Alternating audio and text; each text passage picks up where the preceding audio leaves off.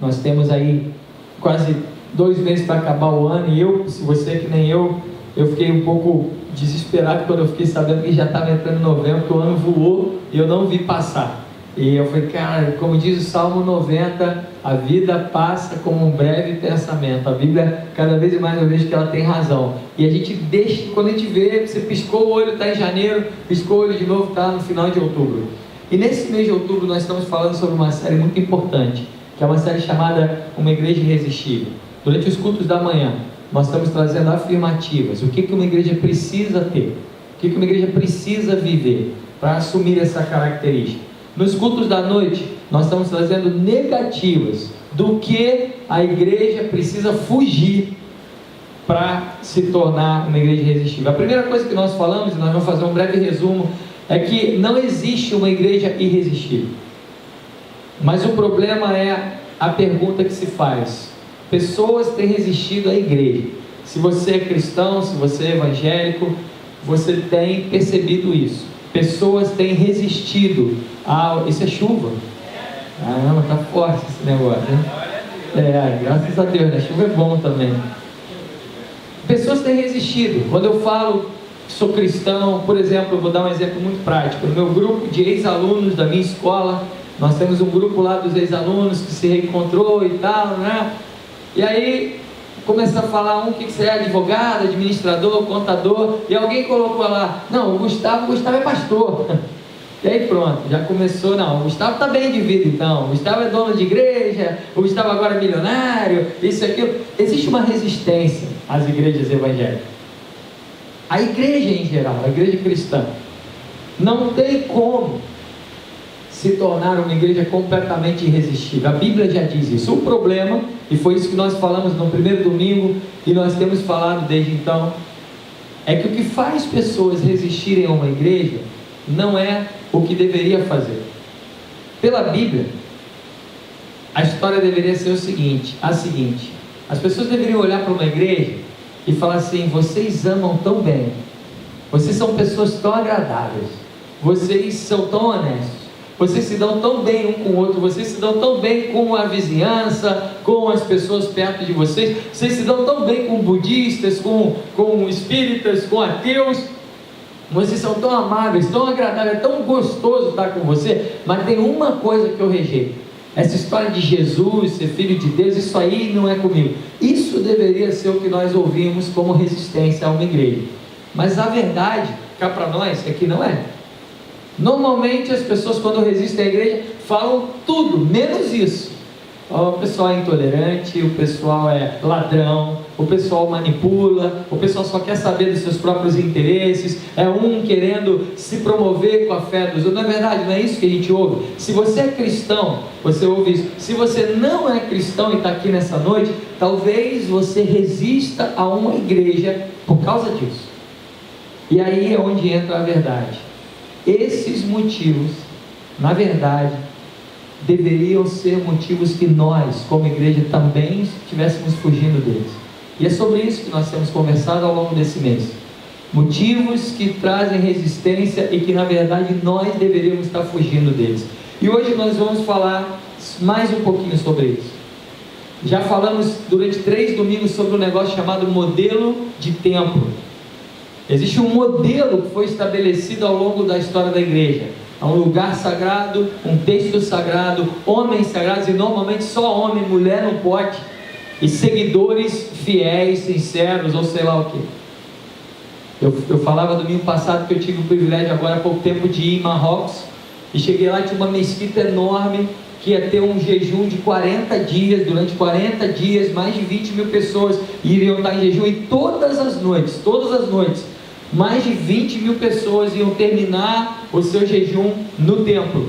E eu falei, como não pode ser em casa? Não, tem que ser no templo, tem que ser aqui. E tinha uma caixa de som a cada 100 metros, para que os textos sagrados, falados por homens sagrados, fossem redigidos e falados para aquelas pessoas que eram seguidoras, ou fiéis, ou amedrontados, ou cegos, enfim.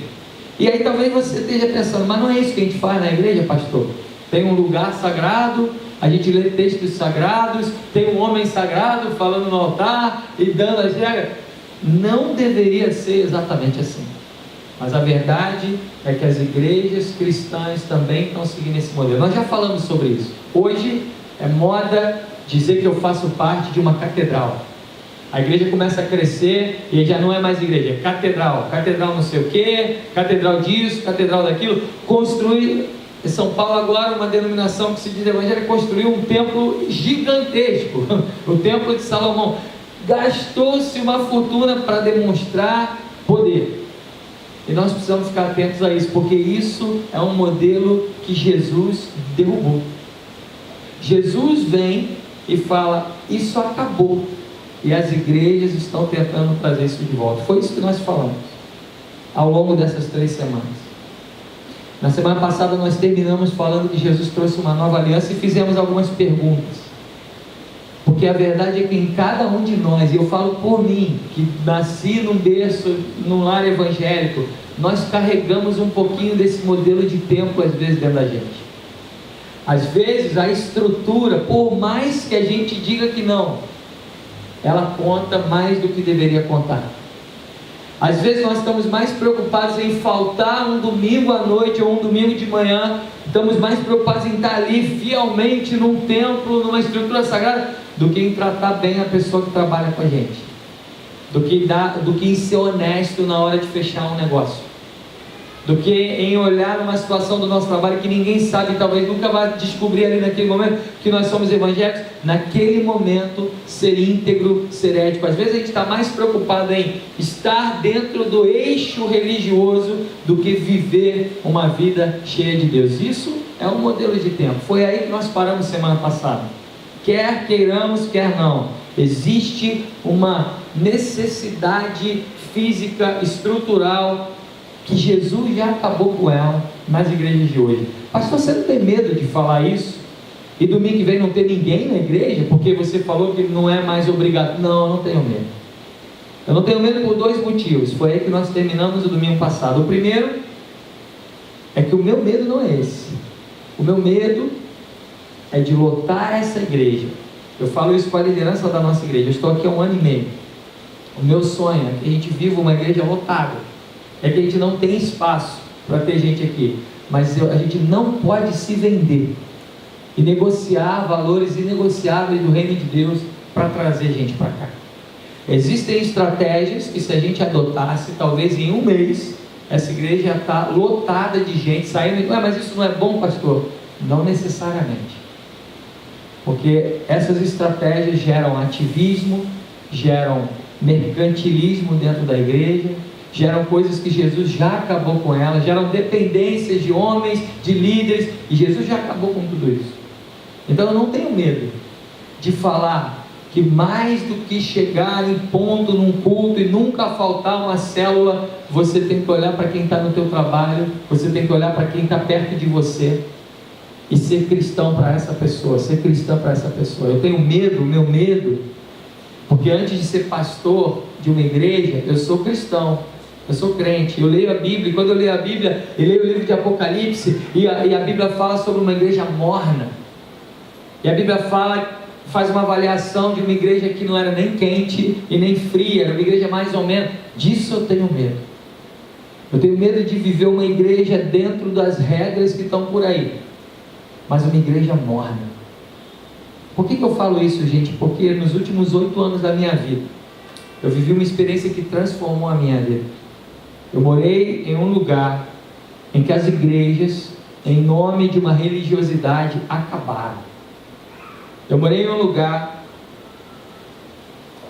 que, se eu tivesse mais de 30 pessoas dentro da minha igreja, eu tinha uma igreja considerada muito grande. Eu morei em um país que abandonou a fé, que abandonou a igreja, e que a igreja parou de pensar na relevância do evangelho. E eu comecei a ver isso, igrejas mornas.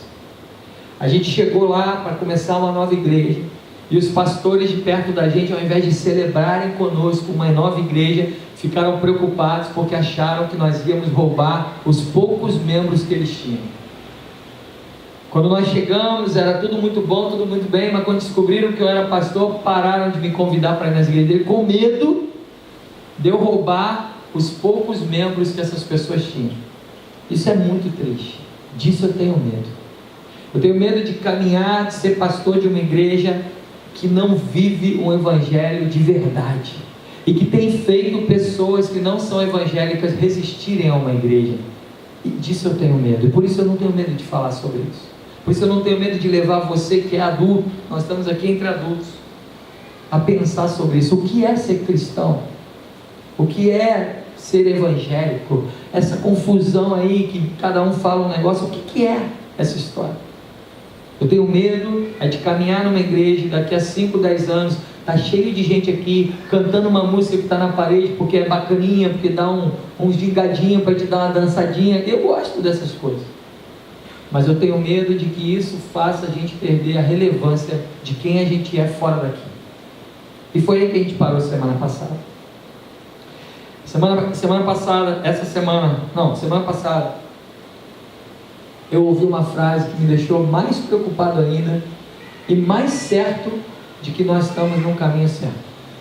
Uma pessoa, empresário, membro de uma igreja que eu considero uma igreja saudável, conheço a liderança de lá, mais de 5 mil membros na igreja, uma igreja grande, uma igreja boa, já preguei lá algumas vezes, aqui na cidade do Rio de Janeiro, uma igreja estável. Encontrei com ele, chamei ele para fazer um orçamento. Não, eu estou me mudando, a gente tem que fazer uma reforma na minha casa, e no ambiente ali tinham alguns pintores, pessoas que não eram cristãs, e veio essa pessoa, empresário, evangélico, e ele vem, e ele fala uma coisa, e eu olhei, eu falei, que testemunho essa pessoa está dando, que mau testemunho essa pessoa está dando. Ele vem e fala o seguinte: olha, eu sou crente, na frente de todo mundo, assim, no dia de semana, no meio de um orçamento, olha, eu sou crente, mas a igreja é um grande hospício. E eu entro, e ele é membro de uma igreja com 5 mil pessoas, organizada, biblicamente correta, e ele fala, a igreja é uma loucura, a igreja é um hospício.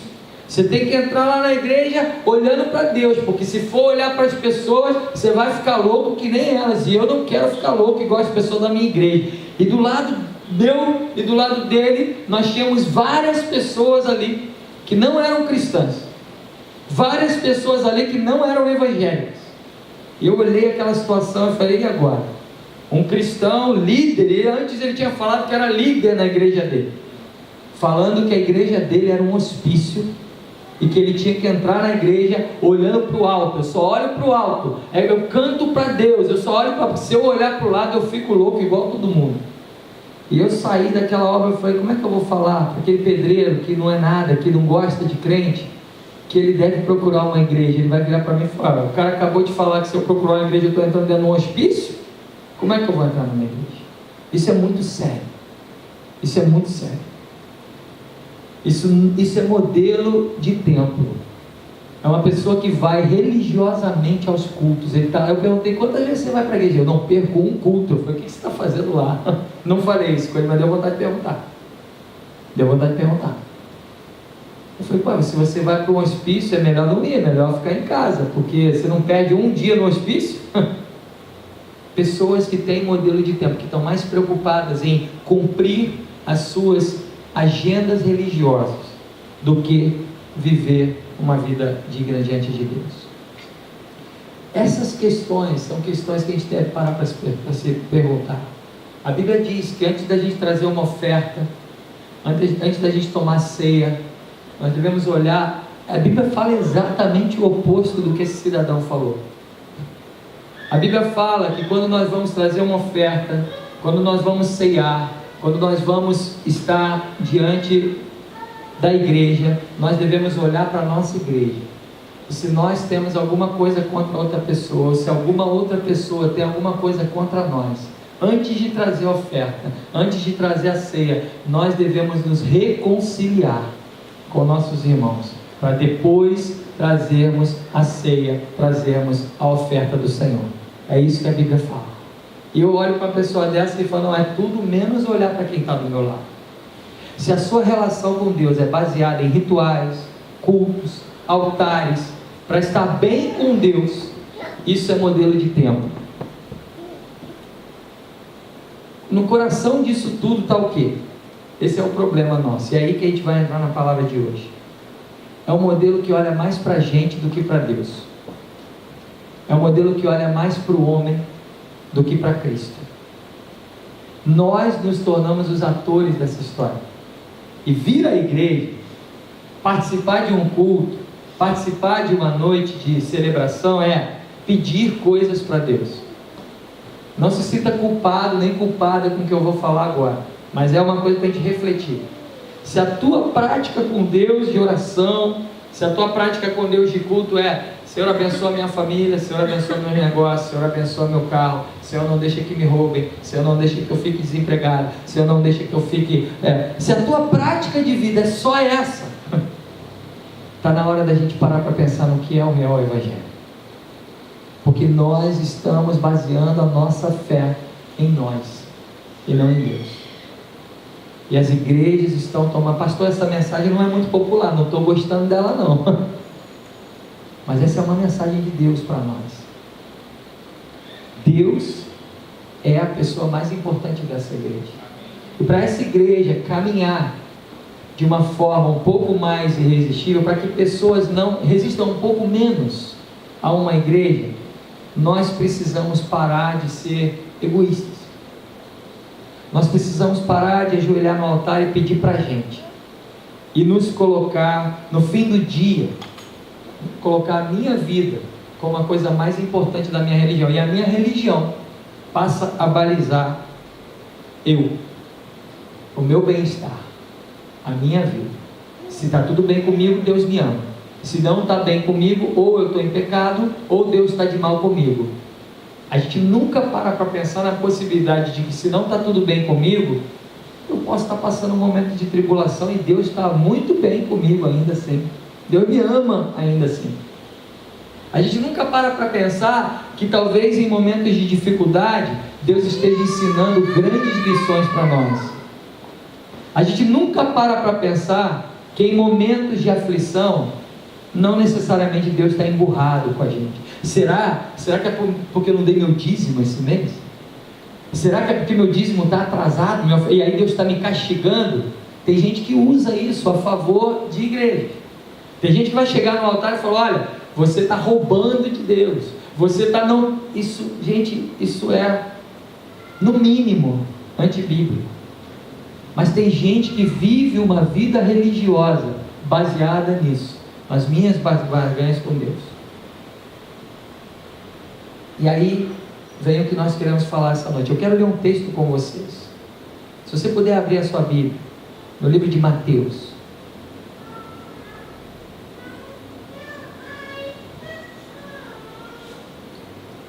capítulo 25. Deixa sua Bíblia aberta. A partir do versículo 31.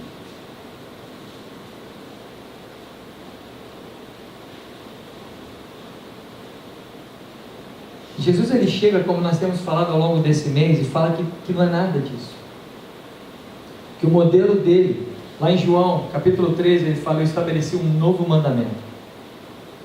Olha, se vocês não entenderem muito da Bíblia, não entenderem muito de cristianismo, não leram a Bíblia, não sabem muito de teologia, guarda uma coisa: esse foi o mandamento que eu estabeleci. Jesus diz lá em João 13 que a igreja deve ser conhecida por esse mandamento. Ele diz: olha, amai-vos uns aos outros, assim como eu vos amei, amai-vos uns aos outros. E ele diz: vocês serão conhecidos como meus discípulos, não em construir um império, não em construir templos e catedrais, mas em vos amardes uns aos outros. É totalmente contrário daquilo que esse cidadão falou da igreja dele. É o contrário. Quando alguém fala um negócio desse para mim, eu vejo o quão doente a gente está.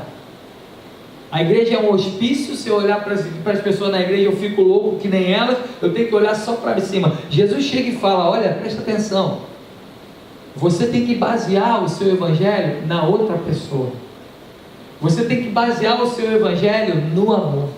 É mais ou menos assim, porque isso tem separado gente dentro da igreja. Se você é comunista, se você é socialista e tem um capitalista que pensa totalmente diferente de você no seu lado, você tem que amar essa pessoa, porque brigas políticas não tem nada a ver com o evangelho. É difícil isso que eu estou falando. Aliás, Jesus, ele simplificou toda a religião, mas ele colocou o compromisso muito mais alto. Se você é negro e tem um racista do seu lado, uma pessoa que você sabe que é racista e que já fez mal a alguém, você tem que amar essa pessoa e orar por ela. É isso que Jesus fala. Se você é nordestino e tem alguém no seu prédio, na sua casa, perto de você, que é preconceituoso, você tem que amar essa pessoa. Lá na Europa, onde eu morei, eu percebi que os portugueses são tratados pelos franceses como os nordestinos são tratados pelas pessoas da região sudeste.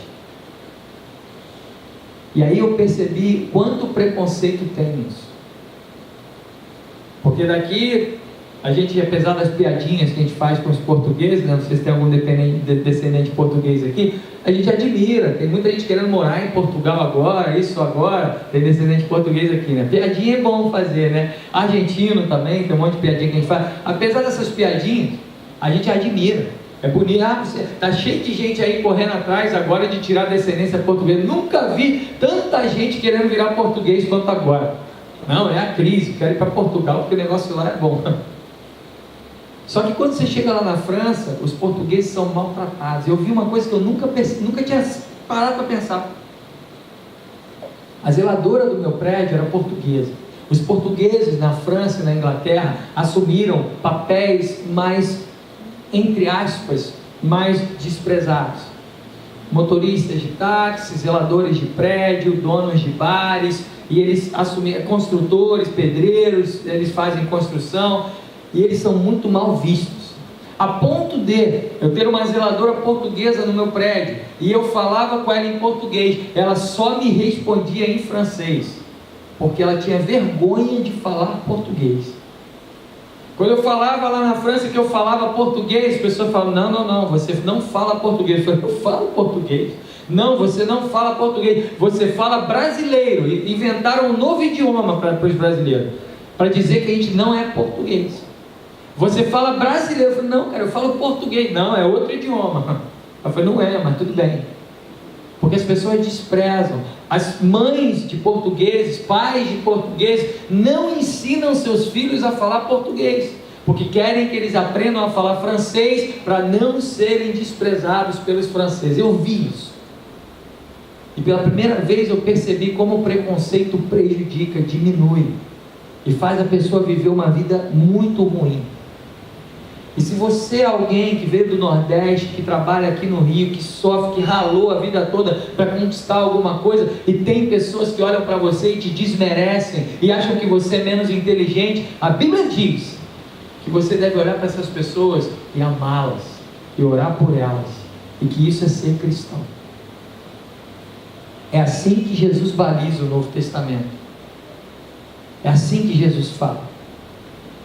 Por que nós então devemos seguir as regras de Deus? Aí é onde entra a divisão de religiosidade e de ser cristão. Nós estamos caminhando para o final dessa série. Nesse domingo e no outro domingo nós estamos acabando com esse assunto, mas começando uma grande discussão que eu espero que te incomode profundamente. Eu vou te fazer algumas perguntas agora que precisam mexer com você. Por que você deve falar a verdade? O modelo de tempo vai dizer, não, porque Deus mandou, porque se eu não falar, eu vou ficar mal com Deus, e Deus vai me castigar, e meu pastor vai ficar triste comigo. Resposta errada.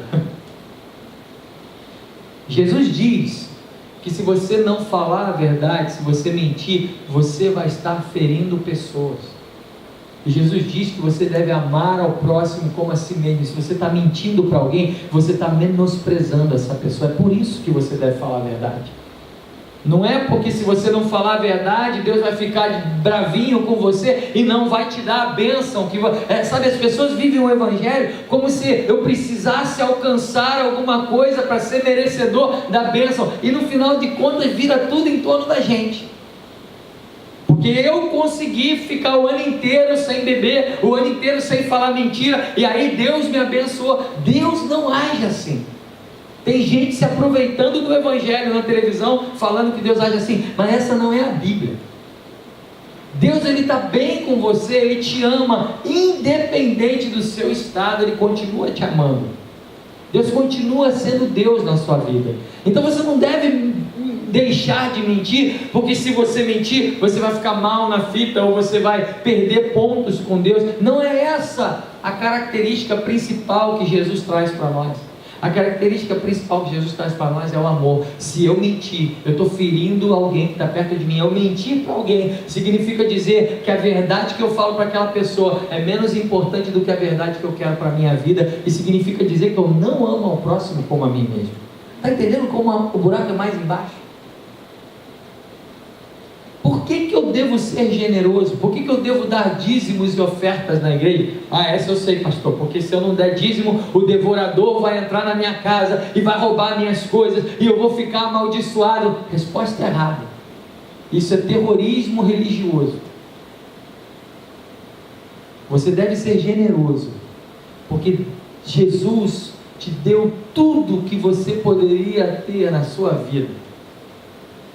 E porque você sabe que a sua generosidade vai abençoar outras vidas. Por isso você deve ser generoso. Não, pastor, é porque eu estou semeando, e quando eu semeio eu ganho. Isso é investimento, vai fazer isso na bolsa.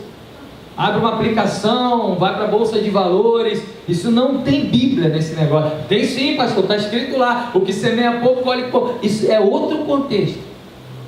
Pessoas se aproveitam disso para arrancar dinheiro das pessoas. Nós não devemos dar dinheiro numa igreja com a cabeça de que Deus precisa do nosso dinheiro. Nós devemos ser muito generosos, sim. Nós devemos ser muito generosos, porque, como eu falei, Jesus simplifica tudo, mas a barra dele é muito mais alta. O pessoal fica discutindo lei. Não, eu vou dar 10%, aí calcula lá o salário, bota os centavos. Não, eu ganhei 1.330, não, tem que dar 133, se for 134 já não é, e bota ali, entra numa lei rigorosa, e aí bota o dízimo no altar e fala: agora eu estou bem com Deus, agora o devorador não tem poder sobre a minha vida, quando na verdade Deus chega para nós e fala: eu te dei tudo, e eu quero tudo de você.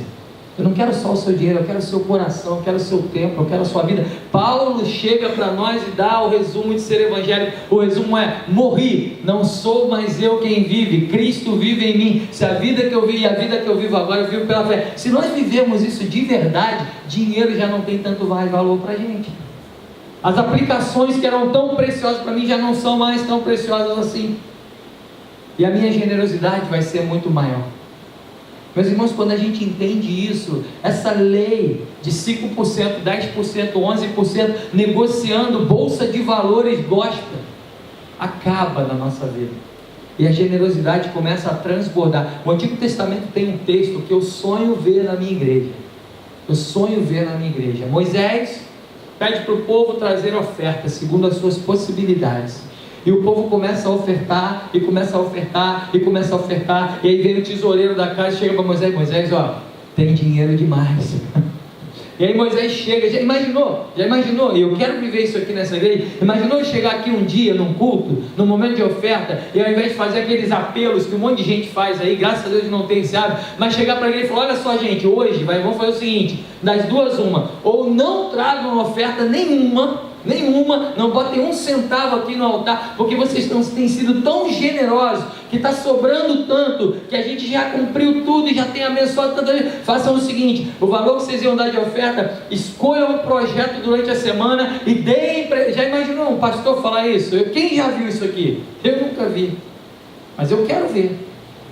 Ou então a gente vai fazer o seguinte: irmãos, olha só, a igreja está tão bem financeiramente, administra, Deus tem sido tão fiel, que toda a oferta de hoje, 100%, bota a tua oferta, vai para a congregação sei lá onde, vai para o projeto tal, nada vai ficar aqui, porque Deus, foi isso que aconteceu na Bíblia, irmão. Moisés chega para o povo e fala: olha, parem de ofertar, porque já tem dinheiro demais. É isso que é a generosidade bíblica, é você entender que não é por uma lei, não é por um castigo. Porque você não deve submeter tua namorada, teu namorado a uma relação sexual que ela não quer, que ele não quer. Porque é pecado, é fornicação, pastor. A resposta é errada. Porque se você traz coisas que vão gerar arrependimento numa vida de outra pessoa, daqui para frente, ou daqui a uma semana, daqui a um mês, você está maldizendo essa pessoa, e você não está amando o seu próximo como a si mesmo. É assim que a gente tem que pensar. Você já imaginou, se você parar para pensar dessa maneira? Você já imaginou se durante um mês, na tua família, você resolver amar a tua família incondicionalmente. Pô, mas meu primo, pastor, tu não conhece meu primo. Se você conhecesse meu primo, você ia me defender quando eu falo mal dele. Pastor, você não sabe a família que eu tenho, é muito... Ih, pastor, isso aí não dá não. Você já imaginou se durante um mês você pegasse o evangelho e em vez de olhar só para Jesus, praticasse o que Jesus falou dentro da tua casa e amasse o seu primo? Se a Bíblia diz que você tem que amar o seu inimigo, orar pelos que os perseguem, então chama o teu primo de inimigo, mas ama.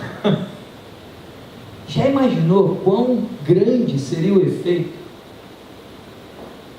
Está cheio de gente hoje, gente, que se diz crente no altar e dá um testemunho completamente torto dentro de casa. E que as pessoas entram em casa e falam, pelo amor de Deus. Isso aconteceu comigo. Um dos piores anos da minha vida foi quando o modelo de templo era a minha maneira de viver. Filho de pastor, de uma igreja bem estruturada, tudo bonitinho, tudo organizado, vivendo, tocava no louvor, fazia o papel do bom crente. Estava lá, tudo bacaninha, tudo arrumadinho, só que não. Traindo um grande amigo meu, ficando com a namorada dele. Estava lá, tocando no louvor, grande é o Senhor e tal, e por trás, durante a minha vida pessoal, traindo a confiança de um dos grandes amigos que eu tinha naquela igreja. Isso é vida de modelo de templo. É muito fácil se esconder dentro de um modelo de templo. Muito fácil. Se arruma um ministério, bota uma roupa bonitinha, aprende o vocabulário gospel, a paz do Senhor, irmão, que Deus te abençoe, varão de Deus, varoa do Senhor, aprende aquelas palavrinhas que agradam dentro da igreja, começa a falar umas palavras bonitas e não sei o que, faz uma oração bacana. É fácil você rapidamente ser bem quisto dentro de um templo. Mas quando Jesus vem sobre as nossas vidas, Ele vem e ele coloca a luz, um holofote sobre nós assim, e todas as mazelas aparecem. Sabe aquele espelho que mulher tem no banheiro para botar maquiagem, que tu olha assim? A minha cabeça já é grande. Quando eu olho dentro daquele espelho, eu falo, Jesus! Só cabe meu olho, né? Porque eu sou meio cabeçudo, né? Eu olho assim, só fica meu olho lá. Todas as rugas que eu nunca tinha percebido aparecem ali. Eu não, a Dalila um dia desse falou, vamos ter um espelho. Não, isso aí é assombração para mim. Acordar, olhar para mim esse negócio aí. Mas Jesus faz mais ou menos isso. Ele coloca uma lupa em você assim e não tem como esconder. Só que Jesus não faz isso para te acusar. Jesus faz isso para caminhar do teu lado. Essa é a diferença. E aí eu caminhando ali, naquele modelo de templo, líder lá do louvor e tal, tudo bonitinho, só que com a vida toda torta, toda errada. Até o dia que Jesus entrou no meu coração, e não o templo entrou no meu coração, não a religião entrou no meu coração. Para vocês terem noção de como eu fiquei com medo do dia que eu ia ter que pedir perdão para o meu amigo, porque eu falei assim, cara, se fosse eu ia dar uns 3 socos na cara de mim mesmo. Eu falei, então eu vou fazer o seguinte, eu vou marcar num lugar público, porque eu fiquei com medo. Mas eu falei, eu preciso ser crente. Eu preciso ser crente. Eu preciso assumir que Jesus é alguém importante na minha vida e que o que eu estou fazendo é completamente errado. Eu liguei para ele e falei, cara, vamos para a praia. Eu falei, porque na praia qualquer coisa eu saía correndo, né, dele. E na praia eu falei para ele, cara, olha, minha vida está toda errada e você tem a ver com isso. Eu traí sua confiança dessa maneira. Isso aconteceu e o cara olhou para mim e nunca ia acreditar nisso. Porque o santinho da igreja, o filho do pastor, o líder do louvor, como é que pode? Está cheio de gente escondida atrás do modelo de templo. E é por isso que as igrejas não são relevantes. É por isso que as pessoas entram numa igreja e cantam as musiquinhas do louvor, mas não sentem uma transformação de vida. Isso aqui não é religião. Se você vem aqui para uma cultura religiosa, você está perdendo o melhor da festa. Jesus está nesse lugar e Ele é a melhor pessoa que você possa conhecer na sua vida. Eu garanto para você que se você me conhecer melhor, você vai conhecer, eu espero, um cara legal, porque eu me considero um cara, minha mulher fala que eu sou legal, então pelo menos com ela eu tenho conta. Mas você vai conhecer um cara imperfeito, você vai conhecer um cara que vacila. Agora, se você tiver um relacionamento com Jesus, a tua vida vai mudar, você vai ser uma pessoa melhor, e você vai ser alguém muito melhor para você e para as pessoas que estão perto de você. Jesus não é metodista, Jesus não criou essa denominação nossa, Jesus é muito maior do que isso daqui. Jesus não é religioso. Jesus vem, bota um holofote em você e fala: cara, isso aí eu já conheço tudo, não preciso esconder de mim. Mas a maneira dele tratar foi a maneira com a qual ele me tratou. Ele falou para mim: cara, eu não te condeno. Você está lá dando uma de santarrão, mas está com a vida toda errada, cara. Você está com a vida toda acabada, fazendo coisa com o teu melhor amigo aí da igreja, que nem não crente faz, por uma amizade sincera. E você está aí bancando uma de crentão. E aí eu fui lá e tive que pedir perdão, e várias coisas aconteceram. Qual é a vantagem disso? A vantagem disso é que esse momento da minha vida, que durou aí uns 2, 3 anos, hoje serve de exemplo, porque eu não tenho medo, nem culpa, nem vergonha de falar sobre esse tipo de coisa, porque às vezes a gente está se escondendo atrás de ministérios na igreja, não sendo cristão de verdade.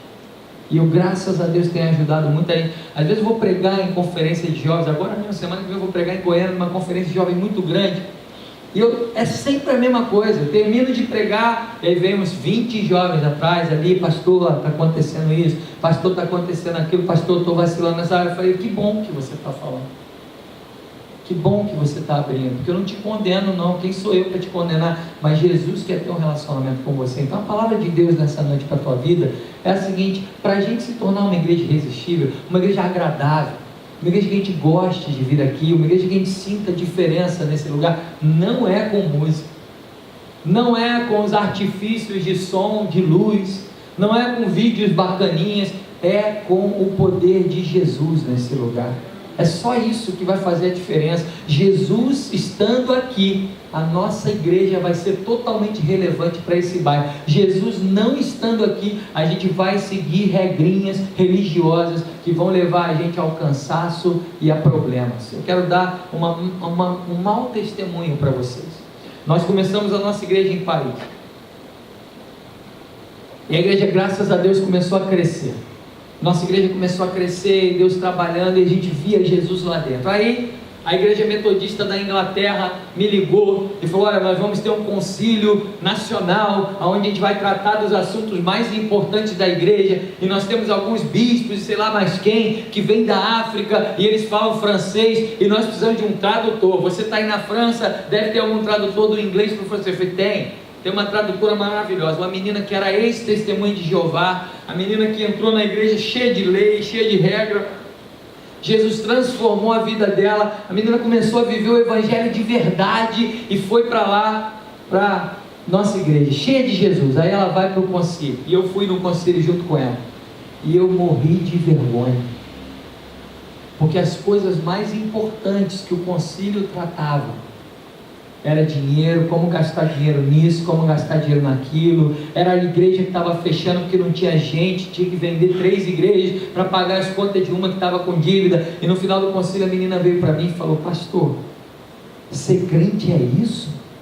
E me deu uma vergonha. Eu falei: não, o evangelho é muito maior do que isso. Ele falou: ser crente é ficar discutindo essas leis, essas bobagens, essas coisas que você fala lá no púlpito que não servem para nada. Eu falei: não, ser crente é ser cheio do Espírito Santo de Deus. E aí eu comecei a olhar uma igreja morrendo, irmãos, uma igreja cheia de patrimônio, cheia de vida, cheia de história, morrendo. Uma igreja que está acabada, liberal, que vale tudo, tudo pode, qualquer coisa pode, e a igreja está morrendo.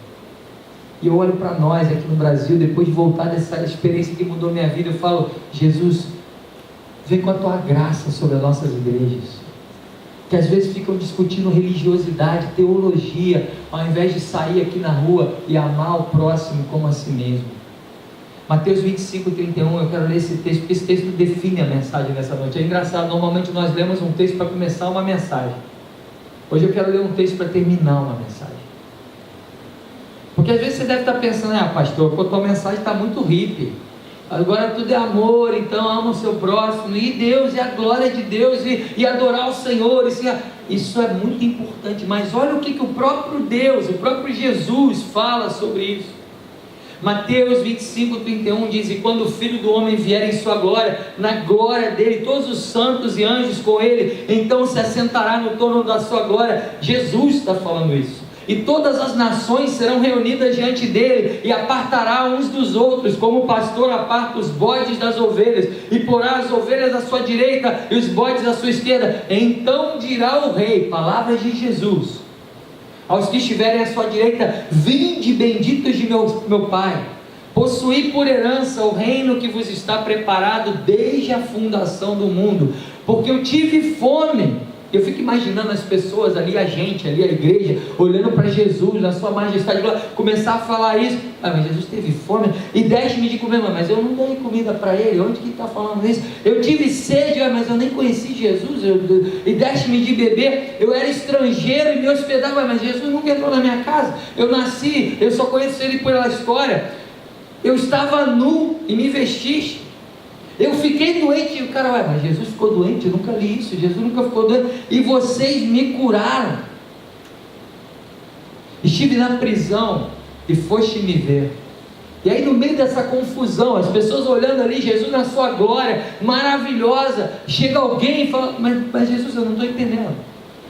Aonde que a gente fez isso? Porque eu sou lá do Rio de Janeiro, eu era da igreja de Botafogo, eu ouvia falar sobre você, mas eu nunca te dei comida, eu nunca te dei bebida, eu nunca vi você doente. E aí Jesus fala para nós e para essas pessoas. As pessoas perguntam: quando te vimos com fome, te demos de comer, ou com sede, te demos de beber? E quando te vimos estrangeiro, te hospedamos, ou nu e te vestimos? E quando te vimos enfermo ou na prisão e fomos ver-te? E aí Jesus responde para a gente: respondendo o rei, lhes dirá: em verdade vos digo, que quando fizeste a um destes meus pequeninos irmãos, a mim o fizeste. Essas são as palavras de Jesus. Há 3 dias atrás eu passava aqui na São Clemente, e eu vi um rapaz, 11 horas da manhã, do lado do metrô da São Clemente, morador de rua. Sabe quando fica essa água ao lado do paralelepípedo, se essa água fica meio empoçada, vem essa água da chuva, meio esgoto, meio tudo, e tinha um rapaz ali deitado no chão, bebendo da água do esgoto que estava ali do ladinho do paralelepípedo, 10 horas da manhã. E o cara estava lá aqui no meio da São Clemente, na porta do metrô de Botafogo, um movimento danado. E o cara deitado no chão, igual um cachorro, igual um animal, bebendo aquela água suja ali, que era uma mistura de esgoto com a chuva de anteontem. E aquilo embrulhou meu coração, me deu uma vontade de sei lá o que. Eu estava dirigindo e o trânsito estava meio parado, mas não estava parado, e me deu vontade de parar o carro, de ir lá falar com o cara, e eu não sabia o que fazer, porque se eu parasse o carro ia dar uma confusão, e os apressadinhos iam buzinar, e eu me mandar tirar o carro dali. Falei: cara, então eu vou correndo para a igreja, paro o carro na igreja, vou correndo para lá. Mas o que me revoltou foi ver as pessoas que andavam na rua apressadas para a sua vidinha de trabalho, disso e daquilo, e todo mundo tem a vida corrida, e passavam por cima daquele mendigo como se ele fosse nada. Literalmente, elas olhavam como se fosse essa caixa de som e passavam por cima dele e continuavam andando, como se aquilo ali fosse uma paisagem do bairro, como se aquilo ali fosse mais uma poça d'água que as pessoas têm que se desviar. Aquilo mexeu com a minha vida, aquilo mexeu com quem eu sou. Eu sou pastor de uma igreja nesse bairro, olho para a gente, nossa igreja está crescendo, coisas boas acontecendo, e a minha pergunta é: aonde nós temos dado de comer a Jesus, dado de beber a Jesus, hospedado Jesus? Aonde nós temos amado, aonde nós temos sido irresistíveis? Porque já imaginou se o modelo do evangelho dessa igreja não fosse tão teológico, mas fosse prático? Ah, pastor, mas é muito difícil, esse cara devia estar drogado, esse cara devia estar não sei o que, isso é fruto da sociedade, isso é culpa do governo, isso é culpa do PT, isso é culpa da Dilma. Ah, bota a culpa do Crivella. A gente pode botar a culpa em quem foi, talvez seja até sim responsabilidade de alguns deles, talvez seja. Só que nós estamos vivendo esse mundo, gente. Nós estamos vivendo aí, correndo atrás de vida, de trabalho, e se a gente não parar para pensar no que é o Evangelho, a gente vai viver a nossa vida correndo atrás de pagar as nossas contas, correndo atrás de ser honesto conosco mesmo, e sendo passivos diante de um Evangelho de atividade. Se nós não pararmos para pensar no que é o real Evangelho, a gente vai viver nossa vidinha, não bebo, não fumo, não falo palavrão, mas não sou alguém extremamente usado por Deus aqui na terra.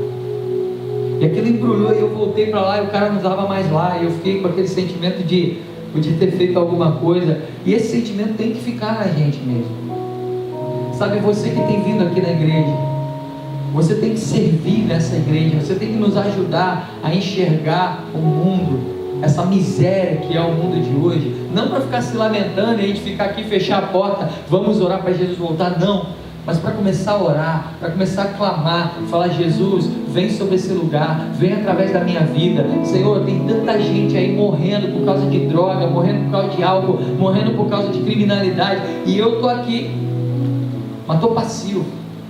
O Evangelho não é passivo. O Evangelho não é: não bebo, não fumo, não falo palavrão e tenho as minhas contas pagas e não falo mal de ninguém. Isso é justo, isso é glorioso, mas isso até um ateu tem que fazer, de preferência. O Evangelho é sermos tremendamente usados por Jesus, e as pessoas que passam aí na rua aí, tem que olhar para lá e falar: cara, eu não gosto desse tal Jesus, mas a maneira com a qual esses crentes se amam, a maneira com a qual esses crentes se relacionam, a maneira que a minha vizinha crente me ama, e eu sou espírita, eu sou budista, eu sou até, a maneira que ela demonstra amor por mim é tão grande, que é inegável que esse Deus, sei lá, esse cara deve existir. É assim que as pessoas têm que olhar para nós. Eu quero orar contigo para nós encerrarmos esse culto nessa oração. É a penúltima mensagem do mês. Eu preciso que você saia daqui tão incomodado quanto eu.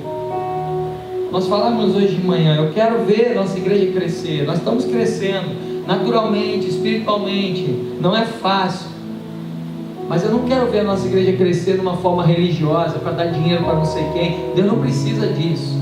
Nossa igreja precisa crescer, e o bairro de Botafogo precisa olhar para nós e falar: tem um povo que se ama naquele lugar, e tem um povo que ama esse bairro naquele lugar, tem um povo que realmente entende amor de uma maneira diferente, que eu nunca entendi. Isso precisa ser a demonstração de Jesus aqui, amém? Vamos colocar em pé, vamos orar. Eu quero clamar a Deus que você se incomode com essa palavra. Talvez a palavra que você quisesse ouvir nessa noite é: tudo vai dar certo, teu emprego novo vai chegar, a tua promoção vai vir. Eu gosto dessas palavras, eu busco isso também. Teu primo vai se converter, a tua mãe vai se converter. Eu gosto disso, eu creio num Deus que age, num Deus que é assim. Eu creio num Deus que cura, eu creio num Deus que opera milagres, eu creio num Deus que faz coisas maravilhosas.